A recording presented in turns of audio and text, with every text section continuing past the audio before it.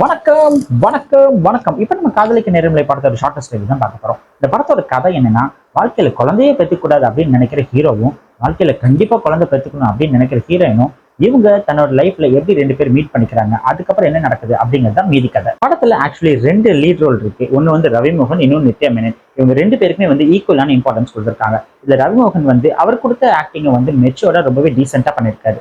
யார் அந்த ரவிமோகன் அப்படின்னு நினைக்கிறீங்க? வேற யாரும் இல்லைங்க, ஜெயம் ரவி தான். அவர் பேரு ரவிமோகன் அப்படின்னு மாத்திக்கிட்டாரு. நித்யா மேனன் ஜெயம் ரவியோட ஒன் ஸ்டெப் ஹெட் நல்லா பெட்டரா பெர்ஃபார்ம் பண்ண மாதிரி ஒரு ஃபீல் வருது. அவங்க த்ரூ அவுட்டா ரொம்பவே நேச்சுரலா நடிச்சிருக்காங்க. யோகி பாபுவோட கவுண்டர் காமெடி ரொம்ப நாள் கழிச்சு நிறைய இடத்துல சிரிப்பு வந்து. ஏஆர் ரஹ்மானோட மியூசிக்ல என்ன இழுக்குதடி பாட்டை தவிர மற்ற பாட்டெல்லாம் வந்து அவ்வளோ மனசுல நிக்கல. ஒரு ஓகேஷா தான் இருந்துச்சு.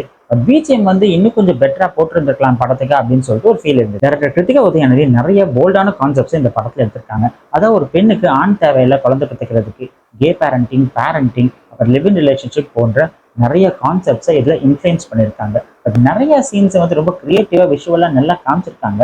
இந்த படத்தோட மிகப்பெரிய ப்ராப்ளம் என்னன்னு பாத்தீங்கன்னா வந்து அந்த ஸ்க்ரீன் பிளே வந்து ரொம்பவே ட்ராக் பண்ணிட்டாங்களோ அப்படின்னு தோணுது. நம்ம படம் பார்க்கவும் நமக்கு நிறைய இடத்துல ஒரு டயர்டான ஃபீலிங் வந்தது. அது ஒரு மிகப்பெரிய டிராபேக்காக இருக்கு. இந்த படத்தோட ட்ரெய்லர் பார்க்கும்போது படத்துல செம்ம லவ், வேற லெவல் கெமிஸ்ட்ரி, ஓகே கண்மணி 2 மாதிரி படம் இருக்கும் அப்படின்னு சொல்லி ஃபீலோடவே படத்துல போய் உட்காந்தா அது ஒரு வேற ஒரு ஜென்ரியா இருக்கு. சரி, இது ஒரு புதுசா தானே இருக்குன்னு படம் பார்த்தா, பட் கடைசியில் அவங்க என்னதான் சொல்ல வராங்கன்னு தெரியல.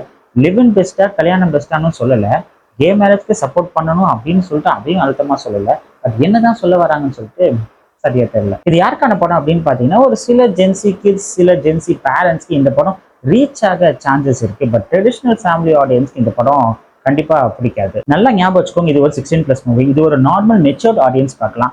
அவங்களுக்கு இந்த படம் ஒரு ஸ்லோ ஃபேஸ்டான, ப்ரெடிக்டபிளான, ஒரு டிஃப்ரெண்ட் கான்செப்ட் இருக்கிற ஒரு சுமாரான ஆவரேஜ் படமா அமையும். மொத்தத்துல இந்த காதலிக்க நேரமில்லை எல்லா கேட்டகரி ஆடியன்ஸ்க்கும் இல்லை. எனக்கு குழந்தை வேணும்ப்பா. இப்பெல்லாம் குழந்தை பெற்றுக்கிறதுக்கு ஆம்பளை தேவையில்லை. எல்லா பொம்பளைங்களும் உங்களோட ஃபெமினிஸ்ட் ஆங்கிள் எல்லா விஷயத்திலும் கொண்டு வந்து திணிக்காதீங்க.